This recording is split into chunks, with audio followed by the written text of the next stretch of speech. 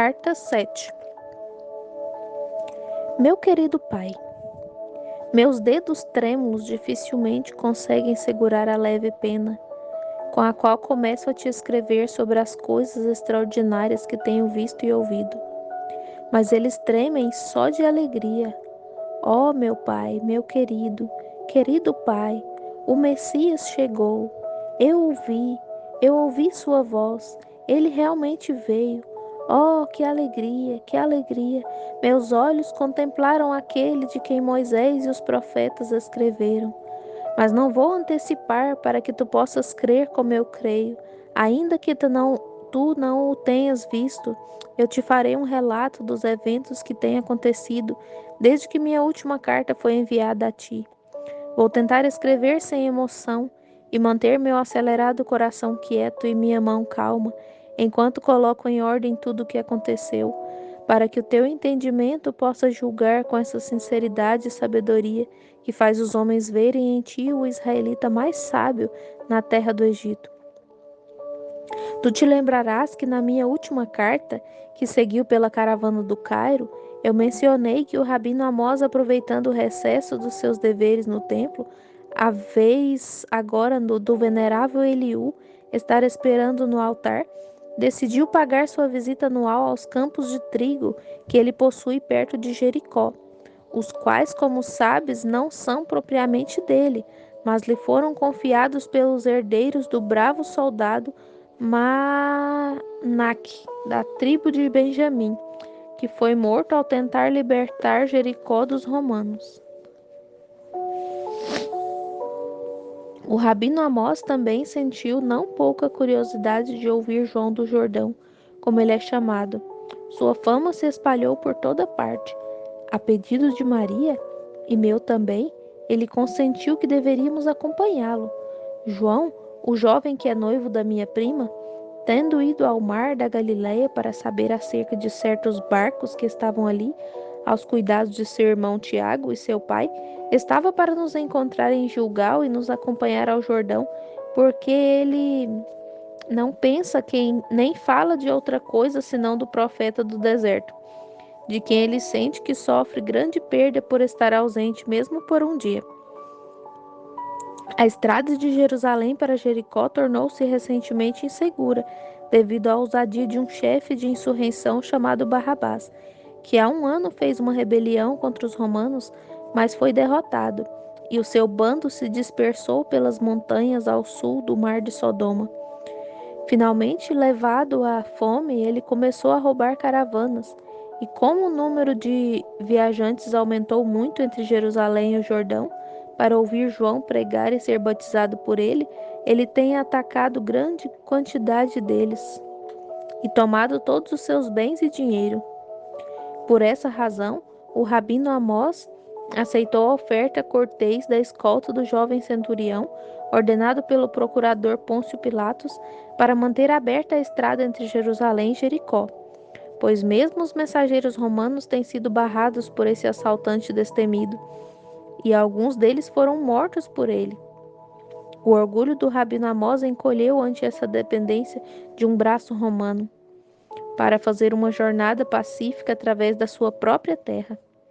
Mas é isso, infelizmente, que, querido pai, ninguém há agora entre a semente de Abraão para fazer valer nossos direitos naturais. Podemos apenas inclinar a cabeça ao jugo que o Senhor Deus nos colocou no nosso pescoço.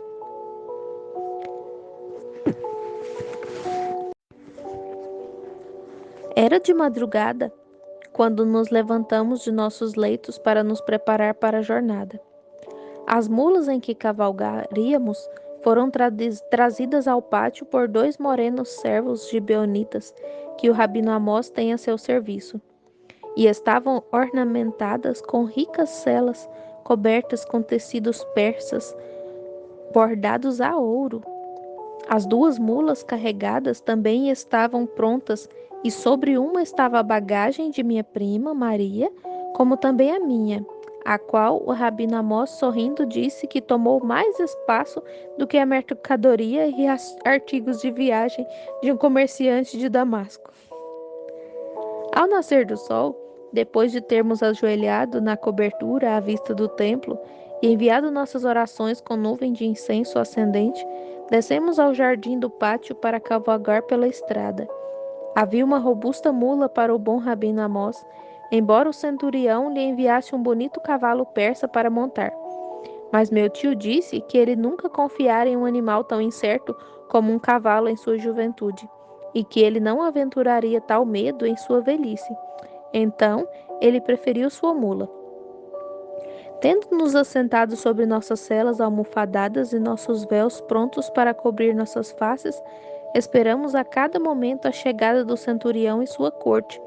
Mas um escravo numidiano veio correndo e, inclinando-se ao chão diante do Rabino Amós, disse que o centurião nos encontraria na encruzilhada, além dos muros, próximo de Betânia.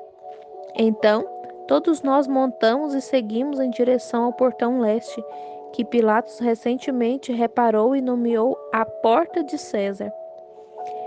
Éramos 5 ao todo: Rabino Amós, minha prima Maria e eu, e os 2 gibeonitas, ambos jovens, cujos pais por muitos séculos foram servos da família de Amós, desde o tempo de Josué, quando este povo o enganou com as suas astúcias e foram sentenciados à escravidão, à servidão perpétua.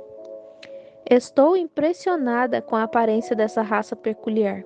Eles têm rostos escuros, narizes de águia, olhos escuros brilhantes, são magros e ágeis.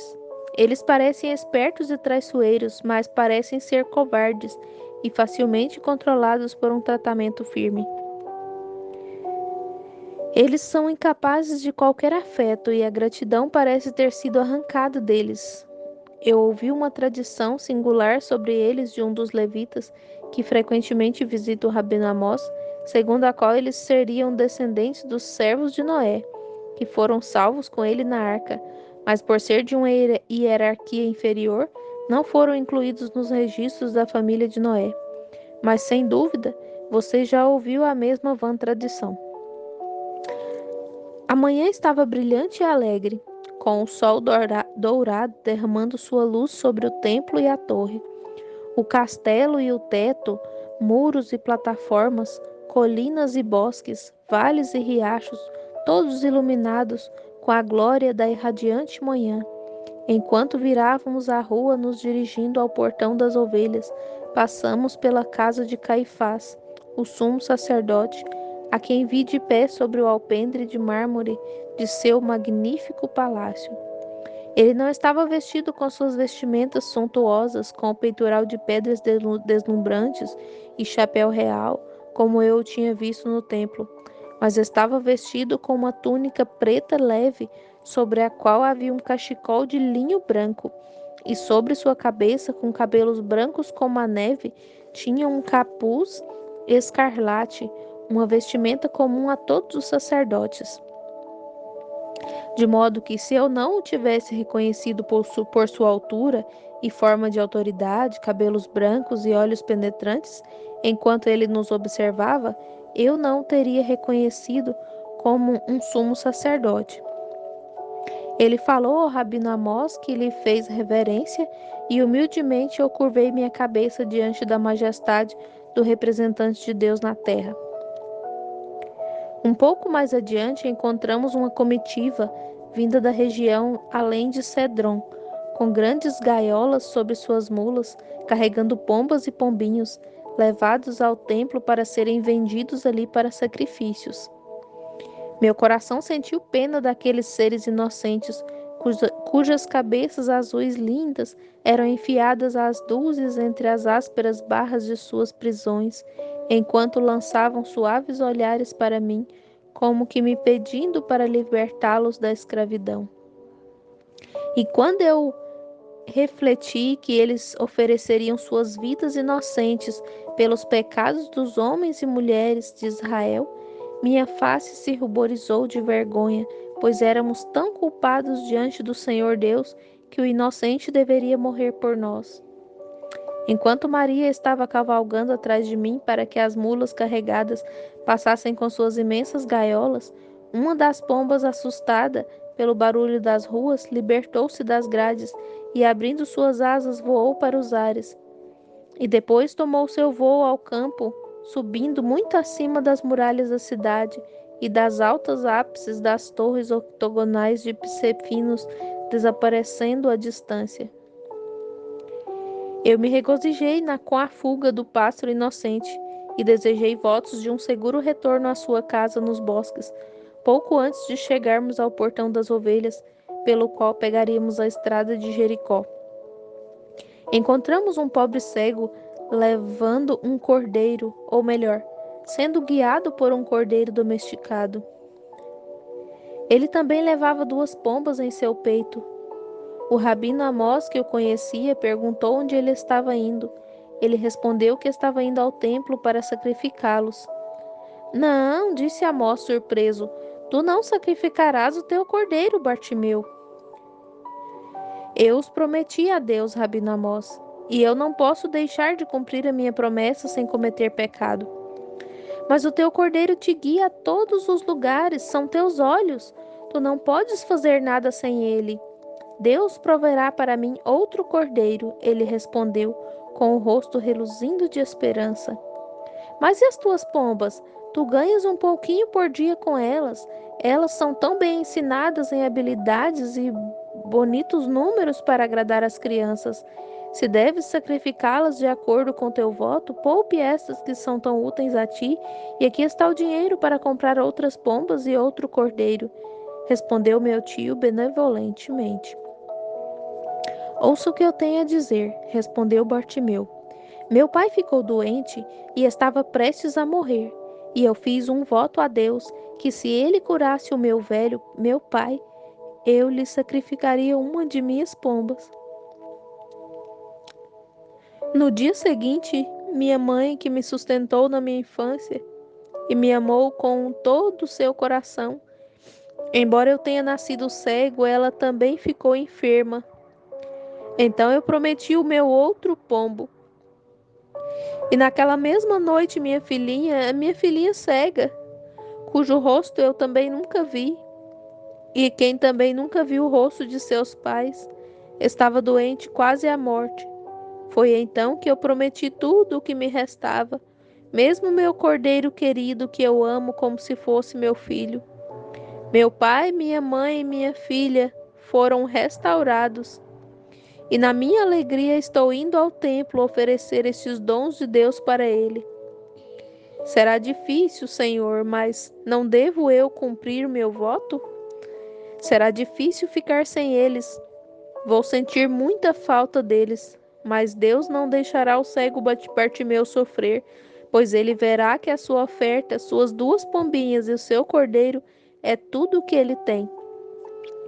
Com essas palavras ele seguiu, o cordeiro obedecendo à corda que ele segurava, movendo-se lentamente. Eu pude ver os olhos cegos do justo filho e piedoso pai derramarem lágrimas, enquanto beijava e beijava as preciosas pombas que carregava em seu peito. Essa pequena ocorrência me deixou triste, contudo, eu honrei a piedade resoluta desse pobre homem, cujos olhos, embora não vissem homens, pareciam ver Deus e sentir a sua presença. Ainda há piedade humilde na terra, meu querido pai, e não encontrando isso entre os orgulhosos e esplêndidos sacerdotes, devemos buscá-la nos corações dos pobres e humildes, como Bartimeu.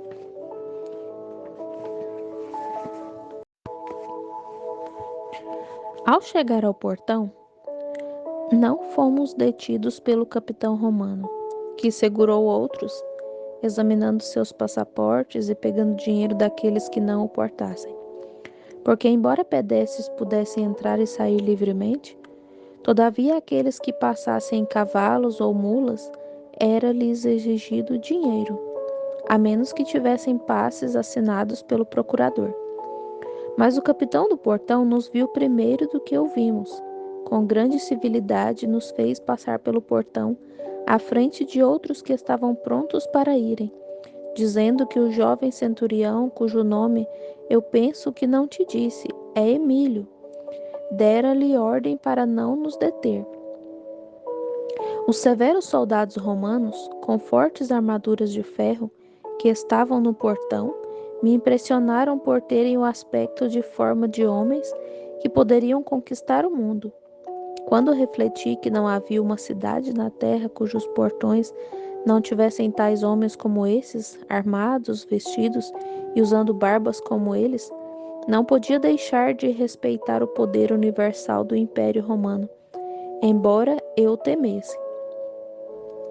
Uma vez fora dos portões, o ar soprava fresco das colinas de olivas, carregado de fragrância. Depois de ficar tanto tempo confinado dentro das muralhas e ruas estreitas, pareceu-me como se tivesse saído de minha gaiola, como a linda pomba, e senti vontade de me dirigir também aos desertos livres. Se asas de uma pomba foram tão ardentemente desejadas pelo rei Davi, poderiam ter sido dadas a mim também. À nossa direita, não muito longe do portão, o rabino Amós me mostrou o tanque de Betesda, e me virando para vê-lo, eu vi o mais comovente espetáculo. Todos os 5 alpendres estavam cheios de pessoas enfermas e débeis, coxos, aleijados, cegos e mirrados, esperando, como meu tio nos disse, o mover das águas. Pois em certos tempos ele disse que Deus envia um anjo ao tanque para agitar a água, e quando quem quer seja entra primeiro, é curado de qualquer enfermidade que tiver. Eu tive que parar minha mula para considerar tão memorável vista desse ajuntamento de pessoas miseráveis, que devia ter não menos do que 400, alguns inclinados, pálidos e abatidos contra as colunas. Alguns se arrastam desamparados, como bestas tentando se aproximar do tanque, os quais eram empurrados para trás pelos mais fortes. Alguns descansando pacientemente em suas camas, humildemente esperando pelo tempo de Deus, e outros sendo carregados nos ombros dos homens. De repente, quando eu estava para sair e afastar essa dolorosa visão, uma das cenas mais extraordinárias que os olhos humanos poderiam testemunhar aconteceu. A superfície do tanque, que estava até agora perfeitamente calma, de repente começou a ficar agitada, como se estivesse fervendo, e começou a movimentar, se agitar, ou melhor, balançar de um lado a outro, de uma maneira incrível. Assim que isso foi visto, levantou da multidão de inválidos e miseráveis que se ajuntou aos degraus um clamor de 400 vozes de uma só vez, gritos de alegria, gritos de admiração, palavras de exclamação maravilhadas, enquanto um movimento simultâneo tomou conta de toda a massa de corpos humanos que se tornou selvagemente agitada de um lado para o outro, assim como as águas. Aqueles mais próximos mergulharam loucamente, enquanto os de trás se apressavam para descer, alguns gritando selvagemente em sua agonizante pressa, e outros proferindo as mais terríveis maldições quando viram que foram obstruídos pelas impenetráveis massas diante deles. Os mais fracos e débeis, em maior ânsia e estando mais distantes, faziam esforços sobre-humanos para alcançar o tanque, gritando e escalando com as mãos e os pés sobre as costas dos outros para serem lançados ao chão e pisoteados por aqueles que estavam atrás deles.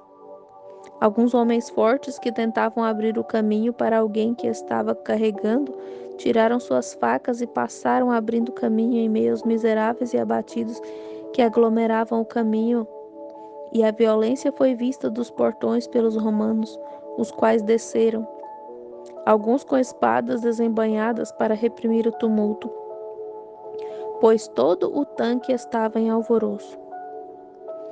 Incapazes de enfrentar a terrível cena, montamos rapidamente, mas depois ouvi que antes que a quietude fosse restaurada, vários foram mortos e 5 daqueles que entraram no tanque foram afogados sob os pés daqueles que imprudentemente pularam sobre a cabeça dos demais. É possível, eu perguntei ao rabino Amós, depois que chegamos à fronteira de Sedom, que o ato de um anjo possa produzir toda essa confusão e tumulto e dar origem à pior das paixões humanas? Não há dúvida de que o agitar das águas é um milagre, ele respondeu. O ato do anjo é bom. Seu toque dá poder de cura às águas que sara doenças, e sua benevolência deve ser responsável por aquelas terríveis e repugnantes consequências que acabamos de testemunhar. Fiquei em silêncio, mas eu lamentei a maldade do homem, que pode até mesmo transformar os dons de Deus em males ao recebê-los.